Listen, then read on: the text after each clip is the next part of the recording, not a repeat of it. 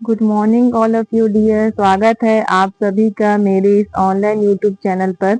आज की क्लास अपन डिस्कस करने वाले हैं वेब बंडल के बारे में। तो शुरुआत करते हैं आज के क्लास की। फर्स्ट अपन पढ़ते हैं क्या कि वेंटिलेटर एसोसिएटेड निमोनिया क्या है, जिसका मतलब क्या है वेब। वेब को अपन क्या बोलते हैं, वेंटिलेटर एसोसिएटेड निमोनिया। फर्स्ट अपन उसको डिस्कस कर लेते हैं कि वेंटिलेटर एसोसिएटेड निमोनिया क्या है। तो ventilator associated pneumonia VAP is a pneumonia that develops 48 hours or longer after mechanical ventilation is given by means of endotracheal or tracheostomy। कब develop हो रहा है, जब किसी पर्सन को एंडोट्रैकियल ट्यूब या ट्रैकियोस्टोमी ट्यूब पेशेंट को इंसर्ट किया गया है, उसके 48 और उससे ज्यादा अगर पर्सन को क्या हुआ है, अगर आज हम लोगों ने क्या किया है, पेशेंट को इंटूबेट किया है या पेशेंट को ट्रैकेस्टोमी ट्यूब लगाया है, उसके 48 घंटे या 48 घंटे के बाद अगर पेशेंट को निमोनिया डेवलप होता है, then we can considered as a ventilator associated pneumonia. अब इसके प्रिवेंशन के लिए कुछ कुछ क्या दिए गए हैं, बंडल दिए गए हैं, जिसको अपन क्या कर रहे हैं आज की क्लास में डिस्कस कर रहे हैं। तो वेब बंडल क्या है, web bundle is a set of evidence based practice. ये क्या है, एक सेट है किसका, एविडेंस बेस्ड प्रैक्टिस का। दैट मीन्स ऐसा क्लिनिकली प्रूवन चीज जिसको अगर हम लोगों ने अप्लाई किया पेशेंट में, तब अपन पेशेंट में क्या कर सकते हैं, prevent and manage the ventilator associated pneumonia in mechanically ventilated patient. अगर ये जो बंडल है उसको हम लोगों ने फॉलो किया, तब पेशेंट में प्रिवेंट कर सकते हैं, मैनेज कर सकते हैं वेंटिलेटर एसोसिएटेड निमोनिया को। तो ये हमारे क्या हो गए, बंडल्स के लिए कुछ क्या दिए गए हैं, एविडेंस बेस्ड प्रैक्टिस दिए गए हैं। तो अपन वन बाय वन क्या करते हैं, इसको डिस्कस करते हैं कि कौन कौन से जो है इसके कंपोनेंट्स होते हैं। तो फर्स्ट जो हमारा कंपोनेंट है वो क्या है, हेड ऑफ द बेड को एलिवेट करना है। फर्स्ट जो हमारा कंपोनेंट वो क्या है, फर्स्ट जो हमारा कंपोनेंट है वो क्या है, head of the bed elevated 30 to 45 degree angle. Patient को कभी भी सुपाइन नहीं लेटाना है जब पेशेंट क्या है, वेंटिलेटर में है। तो जब भी पेशेंट को वेंटिलेटर में लेटाते हैं तब क्या लेटाएंगे, पेशेंट को 30 to 45 डिग्री एंगल में हेड ऑफ द बेड को एलिवेट करना है, ताकि पेशेंट में जितने भी सिक्रीशंस आए वो पेशेंट क्या करे, एस्पिरेट ना करे। नेक्स्ट जो हमारा कंपोनेंट है वो क्या है, सेकेंड जो कंपोनेंट है, ओरल केयर विथ क्लोरहेक्सिडिन। हमको क्या करना है, पेशेंट को हर 12 घंटे से पेशेंट को ओरल केयर परफॉर्म करना है। कौन से सोल्यूशन के साथ, क्लोरहेक्सिडिन सोल्यूशन के साथ पेशेंट को ओरल केयर हर 12 घंटे से परफॉर्म करना है, ताकि जो बैक्टीरिया है वो माउथ के अंदर में डेवलप ना हो, ताकि पेशेंट को आगे जाके निमोनिया के केसेस जो है वो देखने को ना मिले। इसलिए अपन क्या करते हैं, ओरल केयर परफॉर्म करते हैं विथ क्लोरहेक्सिडिन सोल्यूशन। नेक्स्ट जो हमारा कंपोनेंट है क्या है, थर्ड जो हमारा कंपोनेंट है वो क्या है, हैंड हाइजीन। हमको क्या करना है, हैंड हाइजीन परफॉर्म करना है। तो WHO के गाइडलाइंस के अकॉर्डिंग जो है वो 5 मूवमेंट्स दिए गए हैं हैंड हाइजीन के, कि कब कब हमको क्या करना है, हैंड हाइजीन परफॉर्म करना है। तो फर्स्ट जो है वो क्या है, before touching the patient, patient को टच करने से पहले क्या करो आप, हैंड हाइजीन करो। सेकेंड क्या है, बिफोर क्लीन और एसेप्टिक प्रोसीजर। जब भी पेशेंट को कोई भी ऐसा प्रोसीजर कर रहे हैं जो कि क्या है, क्लीन प्रोसीजर है और एसेप्टिक प्रोसीजर है, ऐसे कंडीशन में भी क्या करना है, प्रोसीजर करने से पहले आपको क्या करना है, हैंड हाइजीन परफॉर्म करना है। फिर थर्ड जो हमारा क्या है, हैंड हाइजीन का moment, after body fluid exposure risk. जब भी हमको क्या लग रहा है, फ्लूइड एक्सपोजर हमारे बॉडी में होने का रिस्क है, तब उसके बाद अपन को क्या करना है, हैंड हाइजीन परफॉर्म करना है। फोर्थ जो हमारा मोमेंट है वो क्या है, आफ्टर टचिंग द पेशेंट। जब भी पेशेंट को टच करो, चाहे आप कोई भी प्रोसीजर करने जा रहे हो, पेशेंट को आपने टच किया तो पेशेंट के टच करने के बाद क्या करेंगे, हम हैंड हाइजीन परफॉर्म करते हैं।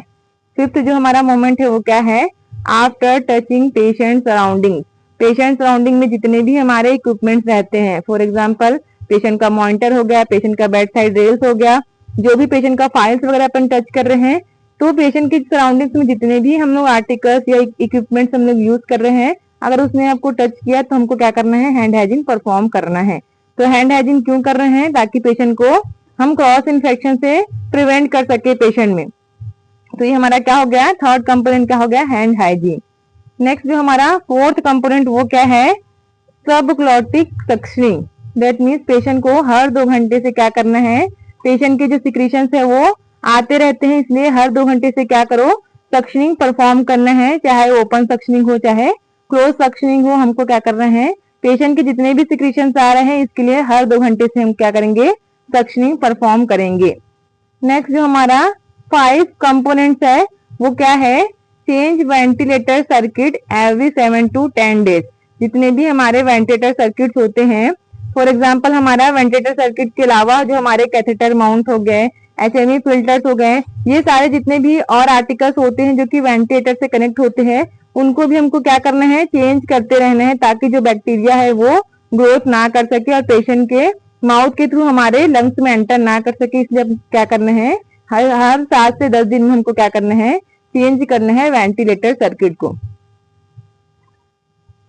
नेक्स्ट जो हमारा कंपोनेंट है वो क्या है, डीवीटी प्रोफिलैक्सिस। सिक्स जो हमारा कंपोनेंट है वो क्या है, डीवीटी प्रोफिलैक्सिस। डीवीटी का मतलब होता है डीप वेन थ्रोम्बोसिस। तो पेशेंट अगर लॉन्ग टाइम तक क्या है, पेशेंट बेड रिटर्न है, तो उसमें जो सर्कुलेशन है वो प्रॉपर नहीं हो पाती। क्यों? क्योंकि पेशेंट जो है वो प्रॉपर मूवमेंट नहीं करता है, इसलिए सर्कुलेशन में कॉम्प्रोमाइज होने की वजह से पेशेंट में डीवीटी जो है वो डीप वेन थ्रोम्बोसिस होने का जो रिस्क रहता है वो ज्यादा रहता है। इस कंडीशन से मिनिमाइज करने के लिए हम क्या कर सकते हैं, पेशेंट में डीवीटी के जो पंप होती है उसको अपन क्या करते हैं, यूज करते हैं। कौन सा पंप यूज करेंगे, तो ये चीज जो होती है वो डीवीटी मशीन होती है, इसको अपन क्या करते हैं, ये स्टॉकिंग्स होती है, ये जो लगा होकर उसको अपन क्या बोलते हैं, स्टॉकिंग्स बोलते हैं। तो ये हमारे क्या है, डीवीटी पंप का यूज करके हम क्या कर सकते हैं, पेशेंट में डीप वेन थ्रोम्बोसिस होने से प्रिवेंट कर सकते हैं। नेक्स्ट जो हमारा कंपोनेंट है वो क्या है, sedation management. That mean patient को, जब भी पेशेंट वेंटिलेटर में रहता है तब पेशेंट को क्या चला जाता है, सेडेटिव मेडिकेशन चलाए जाते हैं। जैसे एग्जांपल क्या है हमारा, जैसे फंटाइन चलाते हैं पेशेंट में, इसके अलावा पेशेंट में प्रोपोफोल चलाते हैं, ताकि पेशेंट को हम क्या करें, सेडेट करके रखें और पेशेंट जो है वो मैकेनिकल वेंटिलेटर से अच्छे से क्या कर सके, वेंटिलेट हो सके। जैसे ही पेशेंट अवेक होता है तो प्रॉपर उसको वेंटिलेशन नहीं मिल पाता, इसलिए क्या करना, पेशेंट को जो है वो प्रॉपर सडेशन देना, और हमेशा क्या करना, ओवर सडेशन को क्या करना, अवॉइड करना। कभी पेशेंट को ज्यादा सडेशन नहीं देते हैं।